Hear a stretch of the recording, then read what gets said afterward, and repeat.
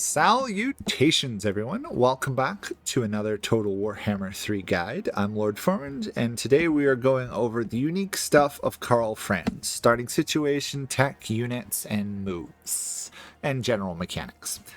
This is part of a larger series playlist, so units, buildings, tech, those are all separate videos, so I won't be going over those except for them unique to Franz. So, Karl Franz, Empire of Man here, doesn't really feel like it at the game's start. In fact, he's in one of the worst positions, and I think is the hardest Empire faction to play at the moment. So, unique stuff for Franz. He has, unfortunately, Imperial Authority, which as you gain or lose provinces for the empires at large, this number will shift. Very quickly, it will drop into the decline until you and probably the Dark Lady of Niln, Elsbeth, start to push them back. In my experience, the only factions that tend to survive might be Middenland hanging on, Elsbeth, yourself, and maybe, if you're lucky, to Beckland up here.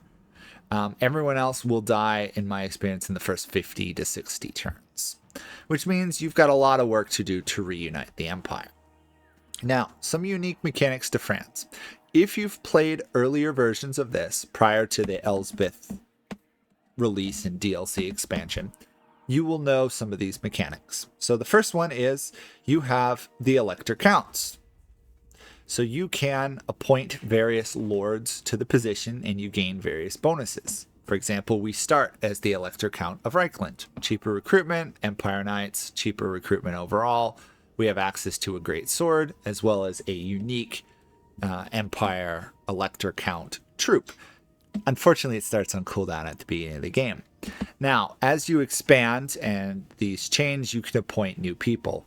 Whoever owns the capital gets to appoint it. So if you take over, say, Marienburg, you can then drag a lord up there. Sadly, you have to drag it at this point. Then you'll gain the various bonuses that you get from that. Some are faction-wide, some are local. The Elector Count state troops, though, in general, are faction-wide. And everyone you own makes it cheaper, so it's worth doing. You also have the ability to summon the Elector Counts. It's kind of interesting. You get them basically pulled to Franz's location.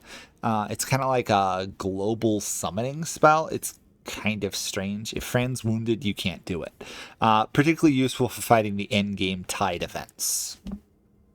Anyway, that will also build up your prestige over time. Now, prestige you'll get passively, and as you can see right here, the more loyal the Elector Counts are, the more prestige we get. You're going to want to try and stay above 1,000 because you will get various events that require like 500 or 1,000 prestige. You can, however, spend prestige on stuff.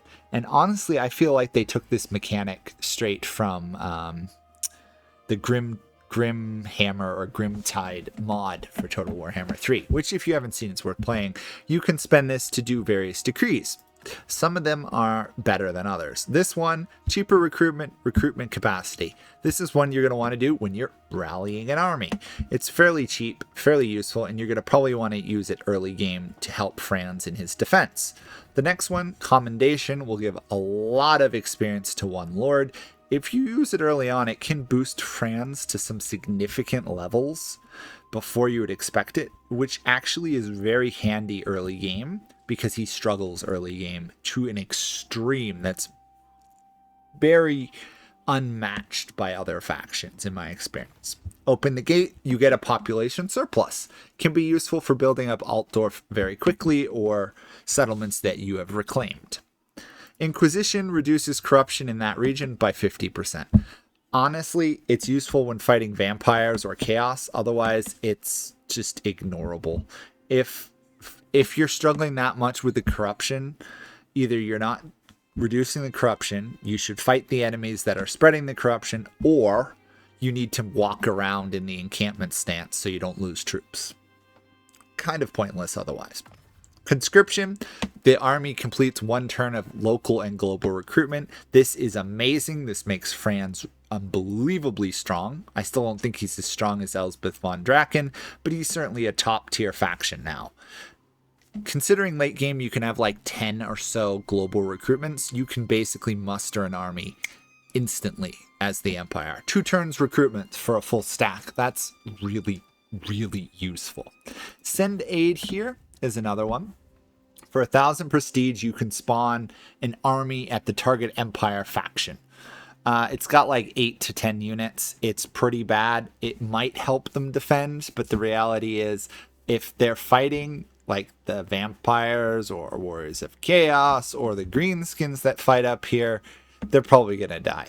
The best use is it gets you fealty, which if you get fealty high enough, you can use this following ability, Unify, to confederate them if they're at 10. All other factions lose 2. So you're going to use those 2 together. But look at the prestige cost. It is huge. So just be aware of how much you need. CB allows you to declare war on an Elector Count without suffering a loss of fealty with the others. I actually use this more often than Send A to Unify because a lot of the Elector Counts ended up with like 1 or 2 settlements and I wanted them gone. It's quite useful. Be aware you do have to target it, which is nice. It's not just click on a faction, go to diplomacy and use. Now this one is very handy as well. This is requisition. I honestly probably use this the most. Replenish all your Elector Count state troop units. This can allow you to raise full armies of your heaviest and most elite units. Now another unique thing which I don't know a lot of people know about, Franz, we'll go over his tree later, he gets Leader of Men, which adds an additional pool capacity for the Elector Count state troops. So once you get this at rank 17, which you should get it at rank 17, now all of these are +2, meaning you can get all of these, have 2 of them, and recruit them instantly to your armies. It allows friends to push faster, raise armies, and generally is amazing because you can recruit all of them, cast the ability, recruit them all again. It feels like it needs to be nerfed. And then finally, the last thing you can do with Prestige is you can do diplomatic talks. Initially, it's between you and the other Empire factions. Later on, if you do his unique texts, which we might as well go over, Concave of Light, you can use diplomatic talks between Empire, High Elves, Kislev, Bretonnia, Dwarves, and Cathay factions, meaning you can kind of keep them all working together. Emperor of the Empire, you get upgraded decree actions. Sadly, I lost my save file with that, got corrupted, and I'm not about to play another 150 turns just to show you that, but those Empire actions become significantly better. It's worth doing once you get them. Now, I wouldn't rush this particularly fast because of the prestige cost. You've got better things for 7,500. In fact, Concave of Light is barely worth it. It's more the Emperor of the Empire that you want. That's his only unique tech. You don't even have access to the Elector Count text that, say, Elizabeth gets. Instead, you get them just by owning the land through the counts.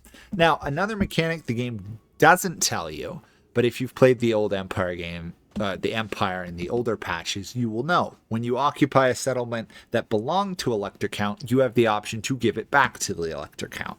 Oddly enough, Elsbeth and Gelt do not have that option, which means you can reconstruct this empire fully with each Elector Count owning land, or you can own the land yourself. I personally am still a little torn which way is better. In my opinion, kind of owning it yourself is worth more, but it's kind of an interesting mechanic that you can keep resurrecting the counts as they die. It's also a good way to make sure you get Boris Todbringer, which is a legendary lord for the Empire, even though he's not playable. If you want another legendary lord, resurrect him and then confederate him, and you've got 2 legendary lords. Kind of cool. Now, outside of the Empire, though, these mechanics don't work as well. Obviously, you're meant to live in the Empire. Once you meet the other Empire factions, Geld, Wolfhart, Volkmar, you can interact with them to a lesser degree. Your job is to really control this Empire. So let's go over the other unique stuff to Franz, then we'll do opening moves. So again, you have the Elector Counts. More importantly, you're immune to diplomatic penalties for trespassing. After all, how can the Empire trespass in his own empire? You gain allegiance points, which can be handy if you want to pick up better cav from Bretonia, dwarven siege weapons or units, elven archers. It's quite handy. Every faction you ally gives you growth as well, so those two combine. And you get increased movement range, which is always good. I will always take increased movement over almost anything else except for replenishment. Now, Franz himself starts with the Dragon Tooth weapon, which is nice because you get a huge bonus to control. You get this Rune Fang ability to buff one unit to fight well. Franz already is a decent fighter. You do start with a greatsword. Sadly, you can't recruit again. It gives you that at the beginning. You can't do Regiments of Renown, and your starting province isn't the best at the beginning. So let's look at Franz himself. Overall, the things to know, Franz is a good fighter.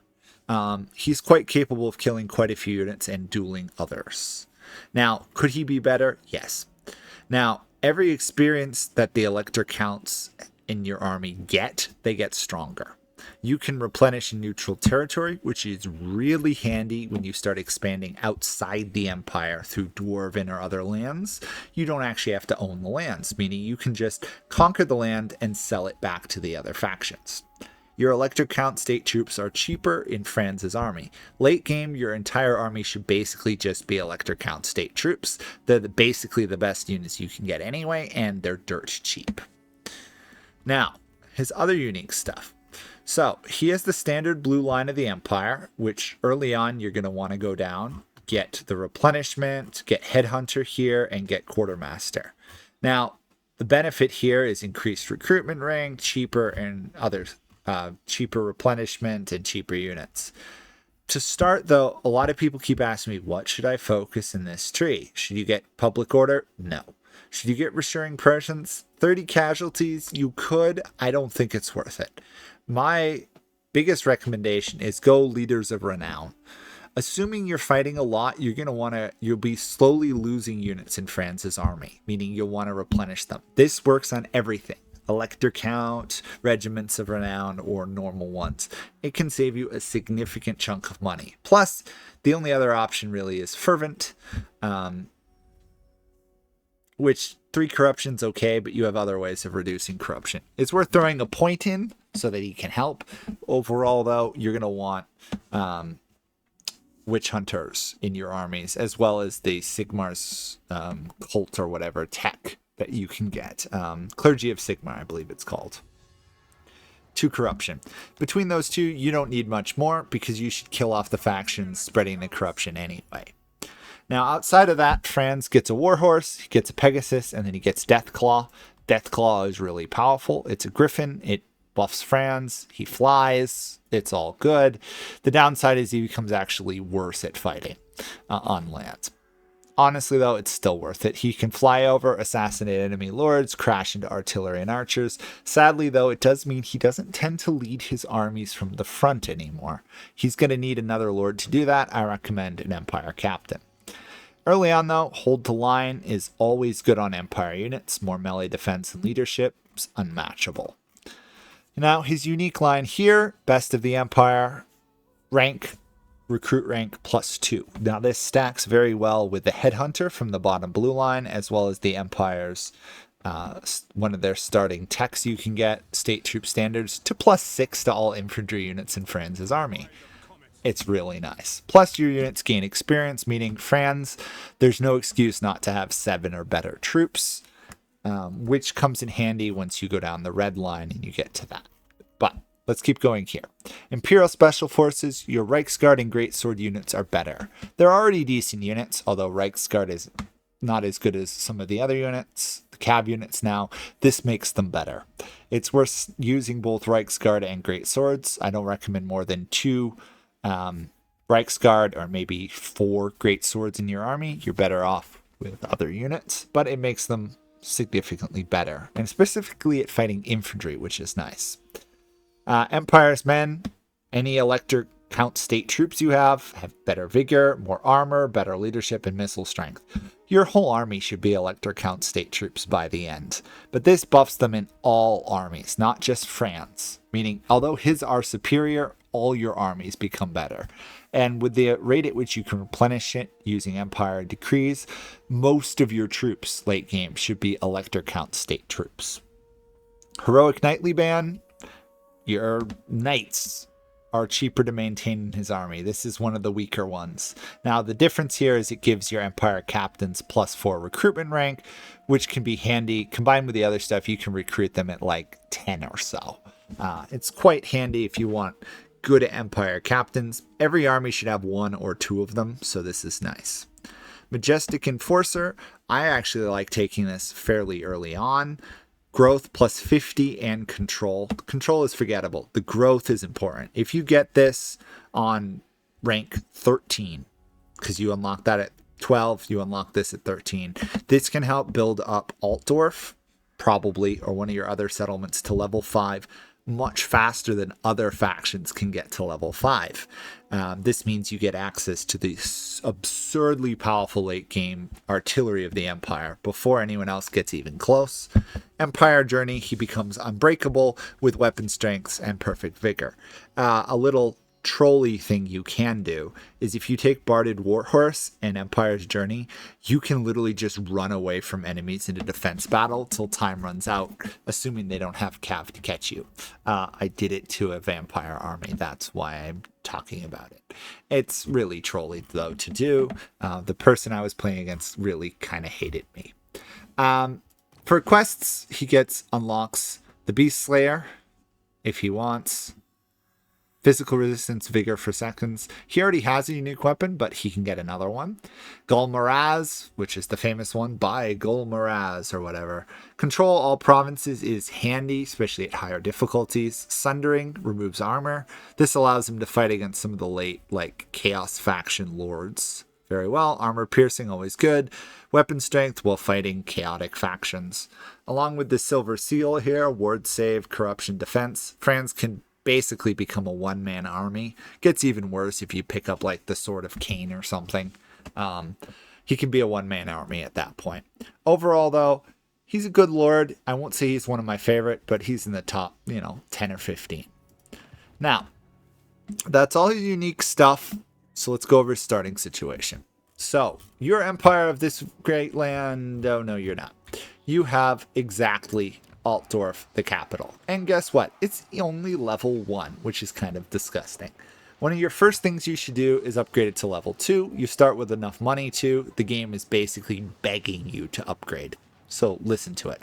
Plus you get prestige per turn from it. Like 1. Anyhow. Thankfully, you start with a port there, which means your capital will grow quickly and actually make some money. You also start off with a training field, which will be very handy because the rest of your starting land is ruled by Empire successionists. If you don't play Franz, this is ruled by Franz at the start. If you play Franz, the game makes it harder. I really think they should change this and give him more land, but I guess they're following the rule of almost every country starts with just one province. You also own Helmgard over here. The game developers said they did that so that the greenskins here were less likely to invade the Empire early. And plus it makes it easier to take out the Empire successionists. Honestly, it's kind of ignorable. For those of you who don't know, it's got a huge garrison, makes no money, doesn't care about corruption or public order.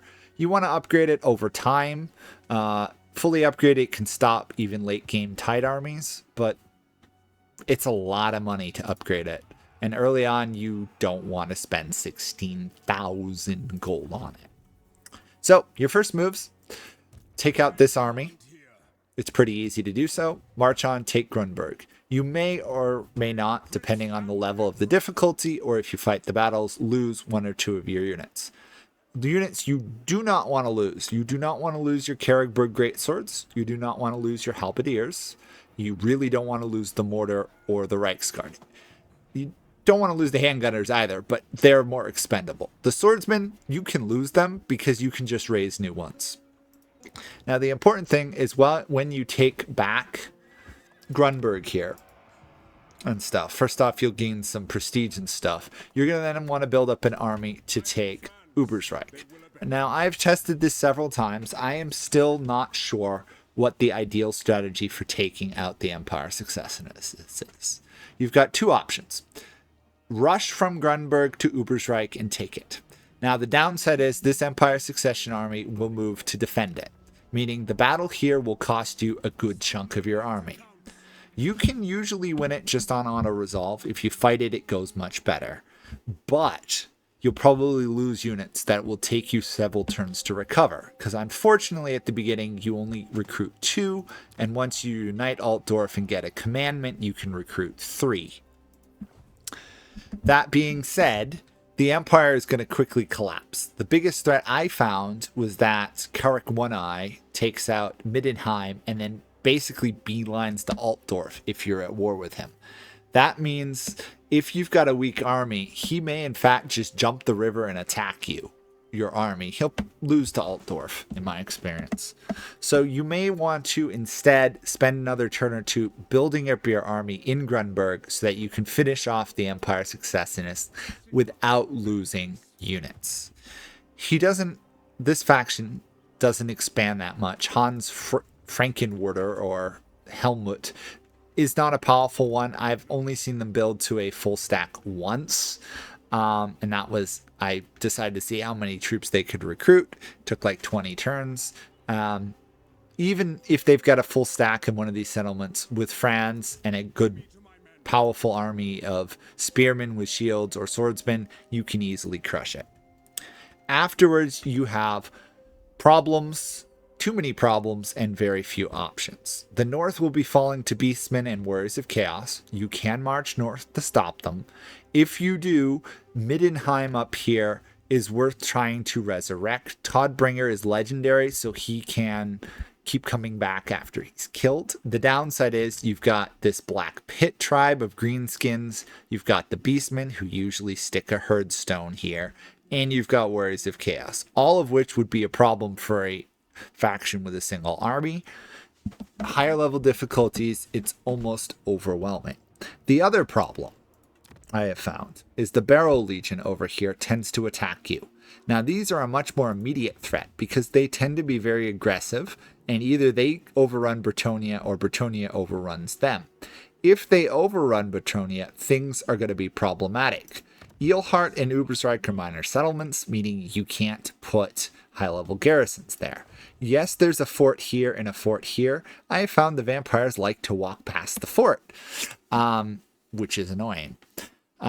If you can, it's worth running in, sniping Blackstone Post, which you can usually do with a full army in France. Take the fort, next turn march and take the settlement, after which the Barrow Legion tends to collapse. Unfortunately, you've got an unpleasant one. If you turn around and sell it to these dwarves, Karek Ziflin, they will tend then to survive the whole game with 2 settlements rather than just dying ignominiously to the Greenskins or the Barrow Legion later on. Can be a nice way to get an ally, get a defensive alliance, or you can start giving this land to Bretonnia. Luan Liancourt is really good if he gets going, and he's basically an ally of the Empire, so it's great. Other options. Marienburg tends to get overrun. I've seen them get conquered by the Barrow Legions. I've seen them get conquered by Lewin. I've seen them get conquered by the Greenskins. In fact, in my experience, the Greenskins are the most likely culprits to take. Thankfully, once they take it, it will degrade from level 3 to 2 and sometimes even to 1, meaning you can stroll in and retake it. If you can, it's worth it. Marienburg is very powerful. It gets you another lordship, or a countship, I guess, and gets you the legendary stuff. If you take Marienburg and fortify it along with the fort, you can pretty much ignore this part of the Empire for a while once the Barrow Legions are gone. The Greenskins down here may take over Bretonnia, but I haven't found them particularly aggressive towards you. They tend to get into a slugfest with either the dwarves or the elves or the Skaven, meaning you can kind of ignore them. The key point is, if you own land up here, I found, they will attack you. So if you sell it back, you're fairly safe. Now, other than that, there's the problem with the vampire counts. They will probably declare war on you around turn 15 to 20 at the latest. Now, you've got Elsbeth von Draken of Wissenlin and Nuln, worst name for a faction at the moment. she will, over time, I found she tends to beat the vampires. The problem is they may ignore her and go for Grunberg. Grunberg is particularly hard to hold because Kemperbad and Flensburg are nearby, and the vampires tend to just pour down this road. It may be worth sending an expedition, probably with Franz, to take Wurtbag, fortify it, hold it, or sell it to Elsbeth. You're trying early game, in my experience, to mitigate problems.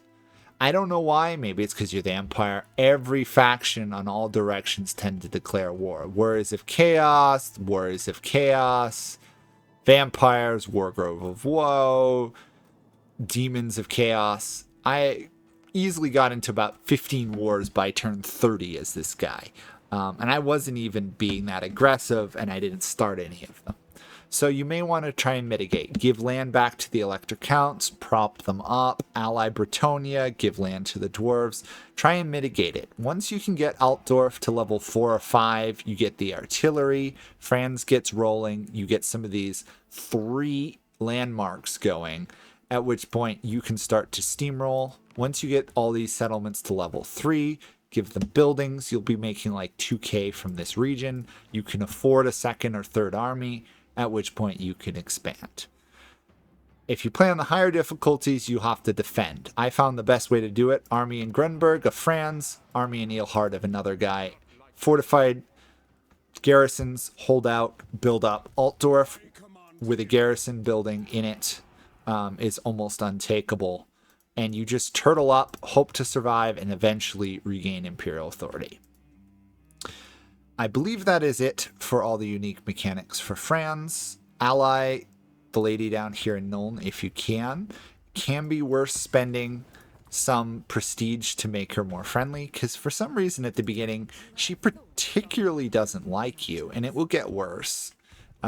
Ignore the rest of the Empire. Don't worry about the North up here till you can afford to fight all of Norska, because they will keep attacking. A better strategy is to give it to Middenland or Northland and just let them deal with it. Elsbeth tends to control this area. She tends not to attack you unless things get really dire, at which point you can let her own this land and you just kind of focus on owning this region and expanding. Bretonia, ironically, is one of the best areas for you to rebuild your empire. If it falls to the Barrow Legion, you can easily retake it. Unless you give it to Lewin, you can build up. There's a couple settlements here that are two provinces that are 2-sized. 3 regions is always better than 2, at which point you can expand. Anyway, sorry I'm rambling on. Hopefully this helps you with Franz and how to play him. Elector state troops, build up, allies, even consider giving land back to Elector Counts or selling it to other factions. Overall, defensive is the name of the game until you get rolling. And once you get rolling as Franz, you will easily steamroll your way across the Empire. 2 or 3 armies is the sweet spot, assuming they're upgraded, at which point the game is kind of yours to win until the late game tide events. Anyway, thanks for watching. Hopefully you enjoyed this. Like, comment, subscribe. Let me know what you think about your own strategy, your own moves. Check out the other guides, the other playlists. Hopefully you enjoy them, and I'll see you all in another guide or let's play. Thanks for watching. Bye for now.